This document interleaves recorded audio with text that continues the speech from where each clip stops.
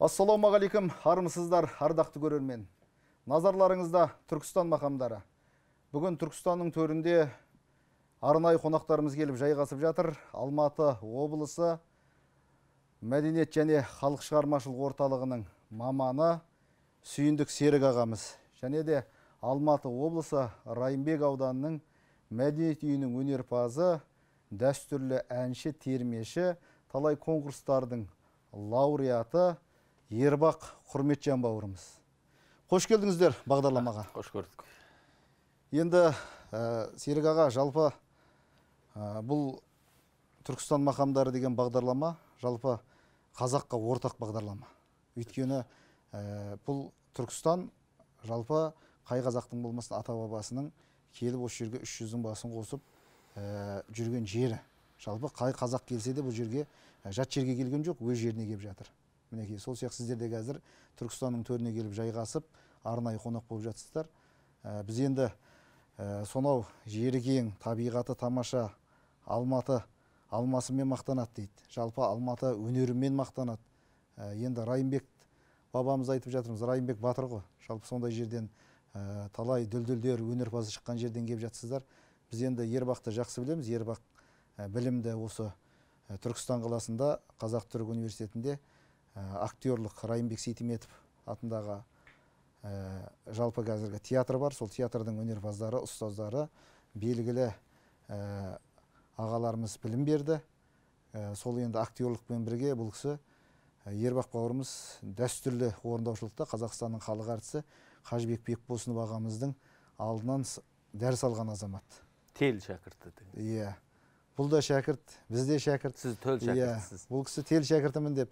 Жалпы бұл кісінің де еңбегі көп. Бұл Түркістан қаласында жүріп, талай дәстүрлі әнді, актерлік жағында жүрсе де меңгеріп, қазіргі таңда насихаттап жүр. Ал енді біз осы Жетісу өңірінің жыршылық термешілігіне шамалы тоқталып өтсек. Оңтүстік өңірі деп жатамыз. Жалпы осы өңірлердегі орындаушылықтарды айта отырсаңыздар. Жалпы енді мынау Жетісу өңірі болсын, Сыр болсын, Батыс болсын, Қаратау болсын, Алатау болсын, қазақтың қай жерде болса киелі ғой. Енді бүгін киелі Түркістан, жаңағы Түркістан екі дүниенің есігі ғой, Түркістан ер-түріктің бесігі ғой деп сол Мағжанның өлеңінен білеміз, құрметті тұтамыз. Ата-бабамыздың табанының ізі қанған, кіндігінің қан тамған жерде біреусі. Осыған келіп отырмыз. Енді Жетісу өңірі деп айшықтап алатынымыз, жалпы өңірлік ерекшелік мына жыр терме, толғау, ән өнер, күй өнерінде бәрінде бар. Ол болуға тиіс. Бұл деген қазақтың жаңағы өнерін жіктеп, жекешелендіріп алу емес, бұл қазақтың өнер қазынасының ұлан-ғайыр кеңдігінен хабар беретін дүние деп қарау керек. Енді қазір сол Жетісу өңіріндегі жыршылық, жыраулық мақамы десек, сонау арғы Қабылиса жыраудан бастау алады ғой. Қабылиса жыраудан бастау алады. Енді Қабылиса жыраудың шығармасының бізге жеткені бар, жетпегені бар. Қабылисаныкі деп танып, орындап елге насихатталып жүргені бар. Ол енді сонау көне дәуір, бұлыңғыр дәуірге жатады. Енді бері келсек, сол Сүйінбай Жамбыл үш аймаққа бөліп қараймыз біз. Мынау Қабылиса өңіріне, Балқаш Бақанас өңірінде жаңа Бақтыбай жыршы, жырау, ақын әні де бар оның. Және мына Ұзынағаш Қарғал жақтан кетсек, мынау арғы Қырғызға ұласып жатқан Сүйінбай Жамбыл, Кенен Үмбетәлілер. Одан бөлек мынау Аспан таулар өлкесі дейді, ары Летар-Бағатайға созылып, сонау Таңжарықтарға дейін кетіп жатқан, сонау ары жағалап кете беретін мына Аспан таулар өлкесі бұл жерде сол өнерпаздардың шығармалары бүгінгі жеткені, жетпегені, зерттелгені, қолданысқа енгені. Бар қазір дейсіз ғой. Қолданысқа енгені болмаса, сол зерттеп, тиянақтап, дайындалып жатқан дүниелер бар. Енді халық шығармашылық орталығында қазір сол жыршы термешілер бөлімінің үйлестіруші маманы болып қызмет атқарам. Бұл бір жаңалық, жаңағы Алматы облысы әкімдігінің қолдауымен, біздің жаңағы ұсыныс тастауымызбен, идеямен, бұл қазір әрбір мәдениет үйінің, аудандық мәдениет үйлерінің орталығынан ақын, айтыскер ақындары дайындау және жыршы термешілер дайындау орталықтары ресми түрде ашылды. Бір ауданда қанша ақындар, жыраулар мектебі бар? Бір ауданда бір жырау мектебі бар. Біреу. Сонда енді сөз жерде қарасаңыз. Бұл ақындармен шектеле ме, әлде басқа тағы да? Бұл екі штат берілген. Біреусіне айтыскер ақындар дайындау, екіншісінде жыршы термешілер дайындау орталық. Кәдімгі енді мен өзім осы авторлық бағдарлама құрастырып шықтым. Жаңағы баланың, енді ол балаларға арналған негізінде. Оқу құралы ғой. Оқу құралы. Балаларға арналған, баланың физиологиялық мүмкіндігін қарай отырып, және мына өнер мектептері, музыка мектептерінің қолданыстағы бұйрықтарына, бағдарламаға сүйене отырып, енді былай ғой, әлгі сөздің ауыр жеңілі болмайды, ақымақтар көтере алмайтын болады дейді. Мысалы, баланы ақымақ деп айтпаймыз, бірақ ақылы толмаған, бұғанасы қатпаған. Оған біз жыршы жыраулардың қасиет биіктігінен түйдек-түйдегімен арған нені күшпен жаттата бергенмен, ол ауыр болуы мүмкін оларға. Сондықтан жаймен баланың жасына лайықталған шығармаларменен алып әкеп жыршылық жолға түсірудің алғы шарттарын қалыптастыру орталығы. Солай біздің жағдай. Ал енді Жетісудың бір керемет шығармасына кезек берсек. Мен енді бұл жыршылық термешілікте жыр бастау деген болады. Мына Қожеке Батыр деген кісі өткен біз жақта. Қожеке өзі күйші, Құрманғазымен түйдей құрдас, биыл 200 жылдығы кең көлемде жаңағы конференциялар мен ғылыми аталып өтілді. Шығармалары зерттеліп кітап болып шықты Сағатбек Медеубектің басшылығыменен. Енді бұл жерде Қожеке туралы бір жыр бар. Бұл жырды мынау арғы беттегі ағайындар жазған, авторын ұмытып отырмын, Мұқибек па, сондай кісі. Оны мына ел продюсерлігінің орталығынан кәдімгі жыршылар кезек-кезек әр мектептің жыршылары жаңағы орындап жазған Алтын Орда бар. Ал енді оның жыр түгел қамтылмаған. Сондықтан ол жаңағы жанынан шығарып жырлау емес, сол Қожекең сол жырға сүйеніп, түпкі негізге. Түпкі негізге сүйеніп отырып, сол тарихта айту мақсатында жасалып жатқан дүние, соның жыр бастауын орындап. Ай, бәрекелді, тыңдайық.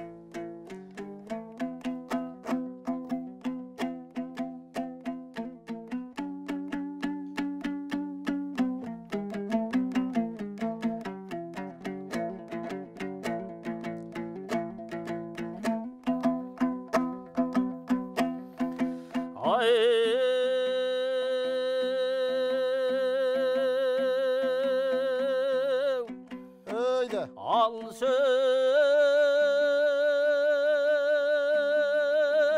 de büygarsan, söyleyinden de buldanmay. Sozbaktamay davzımdı,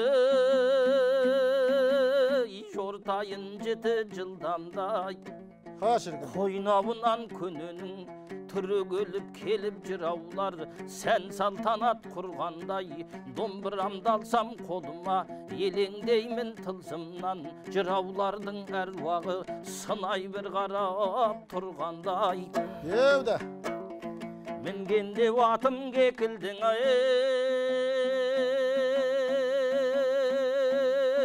сөйлеуге тілім бекінді, қас жүйріктей қамданып, берейін желге бетімді. Арғыма қаттың тұяғы, тасқа бір салсам кетілді, сазға бір салсам жетілді.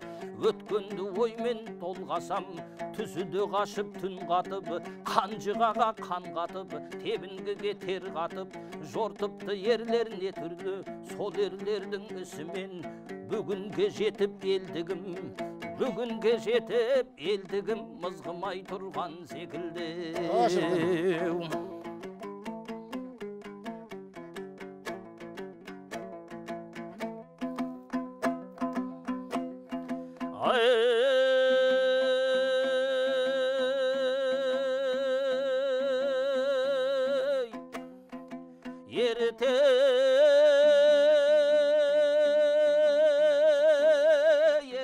Ертеде ешкі жүні бөртеді, ертегі деп сөйлесім, сөзіме жұртым елтеме. Ертегілерге бергісіз оқиға талай өтіпті, осынау байтақ өлкөді. Оған күә ел жайлау, қарқара менен шәлкөді. Айғай тас құмбел құмтекей, әр қияқ менен әр төбі. Сырында бүгіп қойнында даламда жатқан қорғандар, әр қайысы бір-бір мәртебе. Тарихтан салсаң терең сал, аңыздың ұқпай астарын, бетінен қалқып өлшеме.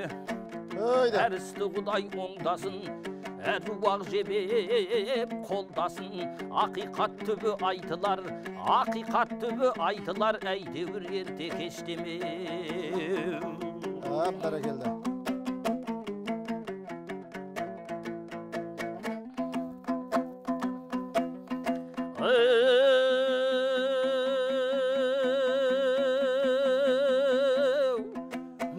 дағы өткен заманда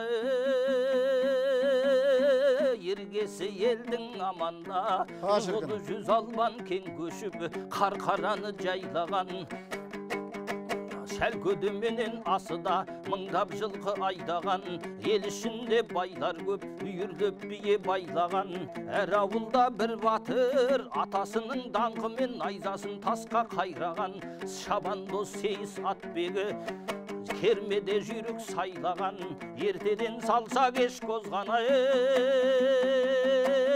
ылдидан салса төс қозған жыршы мен жырау ақындар ұрпаққа үлгі болсын деп ұлағат жырын толғаған әр уақыты туған жақсылар алмағайып заманның тереңіне бойлаған сауықпен қоса саңлақтар ұрпақтың қамын ойлаған ұл туылса ұлан деп қалжаға қошқар байлаған қыз туылса қылаң деп тұлымшағына төгілтіп әшекей шашбау байлаған тұман болып түтіні ұйысып жатқан ұрыл ел қазасын бірге жөнелтіп той болса бірге тойлаған айтып айтпай немене қарасаң ол бір кез екен қасиетті қазақ жүйесі қасиетті қазақ жүйесі ұмытыла қоймаған бәрекелді. Басталады енді бұл. Енді мына мақамға қарап жатсам, қисса дастанның мақамы ғой бұл. Енді бұл сол қисса дастанның өзі мына қисса дастанны орындайтын мақамдар болады ғой өзі. Мақамсыз болады, адам жалықтырмайды, жалғап ап кетіп жатады. Ал кейбір терменің мақамдары болады, қисса дастанға келмейді. Бұл енді сол ұзақ сұранып тұр ғой. жыр болғандықтан енді осы мақам өзі, мақамды жалпы біреу айтады, мақам шығардым дейді. Біреу айтады, ән шығардым дейді. Мен айтамын, мақам қалыптанады. Өзі сөзімен сазына үйлесіп келіп, қалыптанса, қарап отырсаңыз, әр жерден, әр бояудан, әр бір көненің қолтаңбасы табылып тұрса, ол мақамға жатады деп ойлаймын. Оңтүстік өңірінің әнін, термесін орындап жүрген азамат қой. Жетісудікіне төселіп, қазір көсіліп шауып жүр. Енді оңтүстікті бір көрейік. Ал рахмет, бірінші студияға шақырып қонақ еткеніңізге. Өзіңіз айтып басыз ғой, осы Түркістанның топырағын басып, суынан татып, дәм бүйіріп, 4 жыл, 5 жыл осы Түркістан өңірінен қанаттанып, Қажекеңнің алдын көріп кеттік. Осы жолғы болып жатқан Түркістан мақамдары конкурсқа дайындалу барысында оңтүстіктің біраз термелерін үйрендік қой. Соның ішінде мына Майлы Қожаның жақсы бір адам қартайса деген термесі бар ғой. Соны мына Жәкен Омарұлының Сырнаймен орындаған нұсқасын үйрендім. Ана екінші нұсқасында үйрендік, бірақ менің жаныма жаққаны сол болды. Сол табиғатыңа жақын. Сосын жаңағы терменің жүгін көтеретін, және соны барынша ашатын сөздің мәнін, сол мақамды өзім жаныма жақын көрдім. Сол жақсы бір адам қартайсаны Жәкен Омардың орындауындағы нұсқада айтып берейін.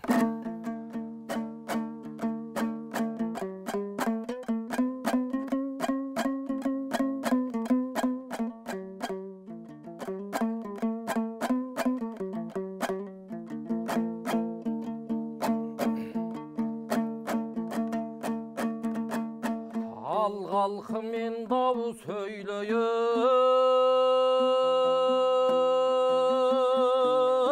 тәтті де жырым төгілсін, тыңдаушының көйленнен гәуһардай нұры себілсін. Арқасында өнердің аралап көрдім, ел ішін ағайын туған туыстың таныстау қылдым көбісін. Өліңмен берсем ғибрат, ол дағы менің жеңісім.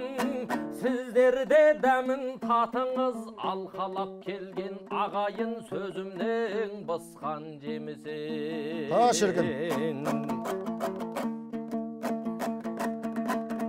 Жақсы бір адамы қартайса,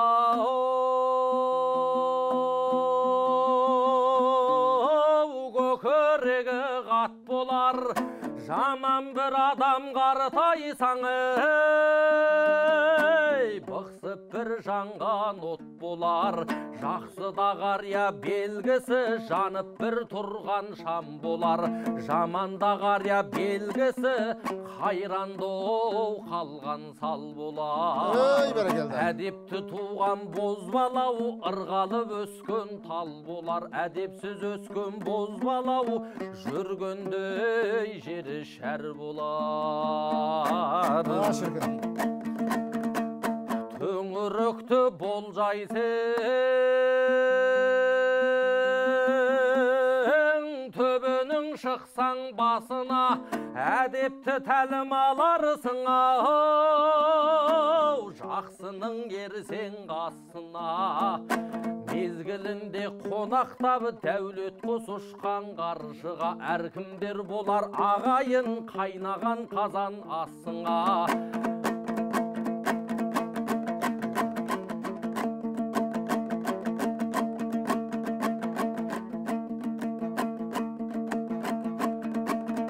Заты жоқ жерден қыз алсаң, перзентің толмас аршынға, дүние екі келмейдің ау, шапқандау атың қамшыла. Күні бүткен күнделер имам мен Құдай алсында, өзіңе де кезек бар өлгенді көріп жазмай. Сарқырар сулар саладан, асыл сөз шығар данадан, жалғанда мақтан сөз шығар ақылы жарым шалладан. Әр нәрсенің тұқымы өсер ата менен аннадан, бұлбұлда құсқа жарасар сәхәрде отырып сайраған. Суретіңдай көрерсің қарасаң сумен айнадан, аусыз балық тұталмас айдында көлді лайлаған. Өлерінде өкінер байлыққа сенім байлаған.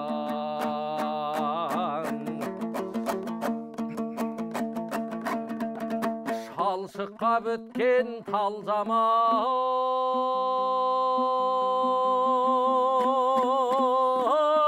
қайырсыз біткен мал жаман, ел тыныштығын ойламай, есіріктенген шал жаман.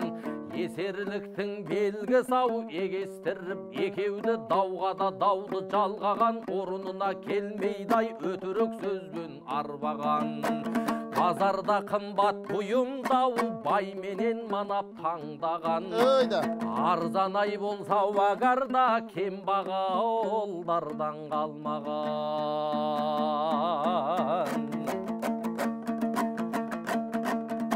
Айыбы жоқ жігіттер, жақсы қыз елден таңдағын, көркімен солу болмайдың байқағын ақыл саңлағым. Шешесі қызын мақтасау, сірәда оған бармағын, жеңгелер ай мақтасау, әжайып болар алмағың. Жаман бір болсау алғаның, үйіңнен кетпес жанжалың, асқайырың болмасау, азар боп жүрір жанжағың. Жақсы бір болсау алғаның, қоғамды болар жан-жағың, балашаға отаның, жайнаған бау шарбағың.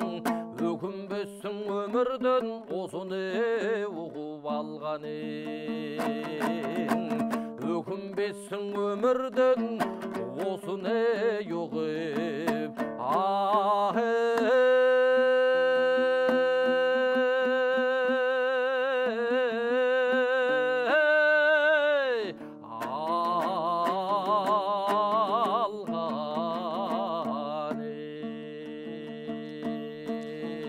Бәрекелді. Мына мақамның енді өзгешілігі шамалы әнгедегі құсап тұрады екен, кептір мақам сіз. Бұл енді кең толғап айтуға. Енді домбыраңды қойма. Біз енді жақсыдан шығады сөз. Орынбай Таймановтың бір шығармасына кезек берсек. Жақсы. Енді ода осы репертуарға қосылып жатыр. Енді мынау шын жүйректі көсілдіріп шаптырмасақ. Иә. Көрейік енді. Ал. Шамамыздың келген.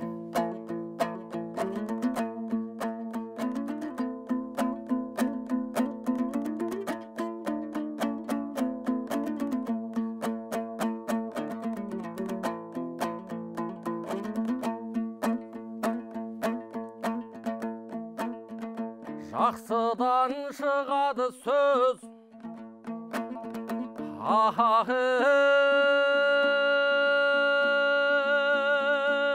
жам секілді оу, жарқырап атып тұрған таң секілді оу. Ойлайтын елдің қамын ерлерім көп, сәулесі көпке түскен шам секілді оу. Шіркін. Бос белбеу қисық өкші жігіттер бар, киіздей қарпылмаған қам секілді оу. Ойда. Аршын төс алмам мойын сұлулар бар, өзінің жолдасына пар секілді оу. Дүнияға келгеннен соң неге керек? Бір атақ шығармасаң оу, нам секілдің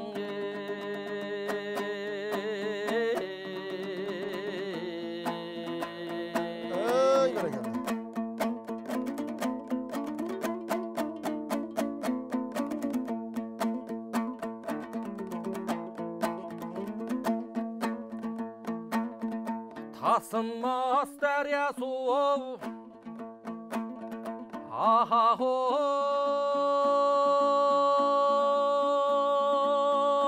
сел болмаса, ұзармас көктем гүлі жел болмаса, Шіркін. сарқырап аққан судың пайдасын ей, алдында пана болар көл болмаса, шалқыған айдың көлдің пайдасын ей, жағалай жайлап қонған ел болмаса, көк орай көктемде де сән болмайды, көк жусам бете келіп бел болмаса, атақты ағатаннан сауын болмас, ізінен еріп туған төл болмаса, сүмбіл шаш сұлудың да сәні болмас, алдында әлдилеген ұл болмаса, базарға барған жігіт тау азап жейді, қалтадан алып жұмсар пұл болмаса, ауылға әркім аға бола алмайды, өзінше ақыл есі мол болмаса, түзеліп туралықта жүру қиын, өзінше ақыл есі мол болмаса,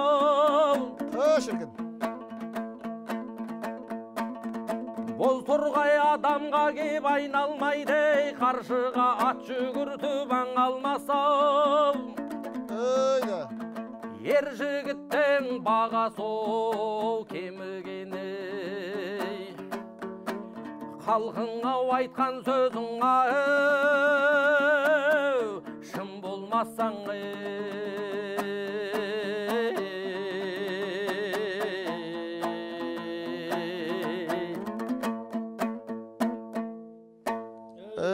бәрекелді. Ал енді Ербақ мынау оңтүстіктің термелерін, әндерін орындап жүрсің. Жалпы қазір Жетісу өңірінде әнін, Арқа өңірінде әнін айтып жатсың. Осы айырмашылығын шамалы айта өтсең. Бұл енді әр өңірдің әншілік, жыршылық дәстүрі әртүрлі болып келеді. Себебі сол өңірдегі табиғатына байланысты, басқан топырағына байланысты, елдің болмыс бітіміне байланысты. Әр өңірдің тұрғылықты халқының сөз сөйлегендегі сөз мәнерасы, үні өзгеше келеді ғой. Сол өздерінің болмысына қарай әр өңірде өзіндік мақамсыздар пайда болады. Соған байланысты мысалы арқаның жаңағы әншілік дәстүрінде кең тынысты баппен шертіп отырып адамды өзінің бір қалықтаған жайбырақат күйге бөлейді уже. Ал енді Жетісу өңірінде жаңағы жырында да мақамсыздарында иірім қайырымдары өте мол. Жүрдек келетіні бар, жаймен баппен айтатын тұстары да бар. Сол секілді ол өңірдің мына жыршылық мақамдары мен әншілік мақамдары халық әндеріндегі өзі астасып жатады бір-біріменен. Адамды жалықтырмайды, қожыратпайды дегендей. Ал енді жаңағы сіздің енді өзі оңтүстікте де жүрміз, оңтүстіктің мақамдарын үйреніп осыған бет бұрған кезде, оңтүстіктің мақамдарында мына насихат айту ғой. Негізі көбінде біз жақта оңтүстікте мына діни саладағы адамдар көбінде ел алдында жүрді да, солардың жыр насихаттары ескіше хаттан, ескіше жазу. Солардың жыр насихатын жеткізу негізі. Бұл жерде жаңағы бір Жетісудағы, арқадағы әншілік дәстүрдегі ана өте бір сызылған мақамдағы бір саздылықтан көрі бұл жерде сөзді нақасына келтіріп айту, жеткізу әуен бар, сөйлеу. Мысалы жаңа Жәкеңнің орындаған термелерін көп тыңдадық. Мысалы Майлы Қожаның негізгі шығармаларының жілігін шағып майын ішіп орындап жүрген тұлға ғой. Қарап отырсаңыз, ол кісі сөйлеп отыр, бірақ мақамдатып тұр ар жағында. Жеткізіп отыр. Жеткізіп отыр. Жаңағы орындаған жақсыдан шығады сөз дегенде, жаңағы кең толғап отырып, ана сөз жету керек. Адуындатып отыр. Адуындатып отыр, толқытып отыр. Бәрекелді, сөзіңіз аузыңызда. Біз енді осы бағдарламаны керемет бір арқаның ағаш аяқ әнімен қорытындыласақ. Ортада әртүрлі адамдар орындап жатыр. Енді мен Қажекеңнің нұсқасы бар. Қажекеңнің орындаған нұсқасы. Мен соған кішкене жақындатайын. Болды. Қағысы жаңағы қайырып алып келетін.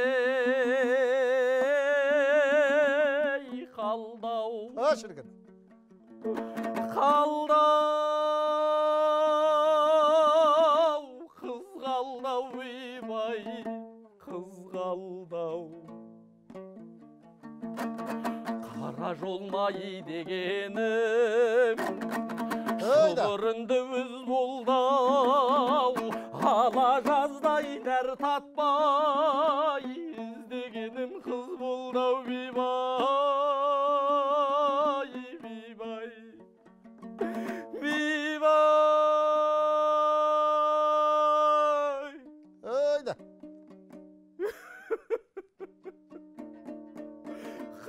Болдау бейбай, қыз болдау. Әй қыздар ай есің ал, алсаң ал, алмасаң қойшей. Ойда. Мен дағы өлер жеймісің? Кәмпитпенен мәмпәсімен берейін жеймісің?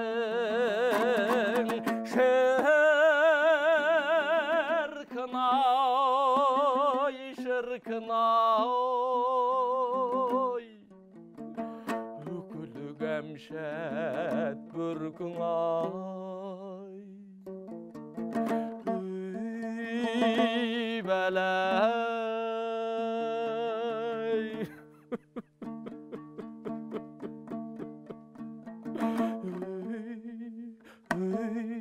Үй бәләй.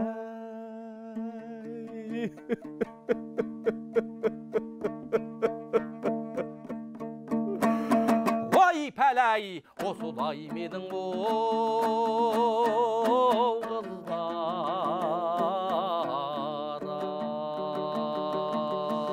Ай, бәрекелді. Бұл енді мынау ағаш аяқты қыз іздеп жүргенде осы Түркістаннан тауып, қыз тауып беріп жібердік қой Ербаққа сірәс. Астары бар дейсіз. Иә, Астары болғанда жаңа Иә. бұл кісінің ойып қолқа сап отырғанда бұл ағаш аяқты Қажекең айтты ғой. Иә. Қажекең осы жақта неше рет айтқан, тыңдағанбыз, алдынан Сол көргенбіз. Ербақтан да бір тыңдайық дедік. Ал ардақты ағайын, келесі кездескенше сау сәлемет, аман болайық. Сіздермен бірге болған Алматы облысының өнерпаздары. Келесі кездескенше сау сәлемет, аман болайық.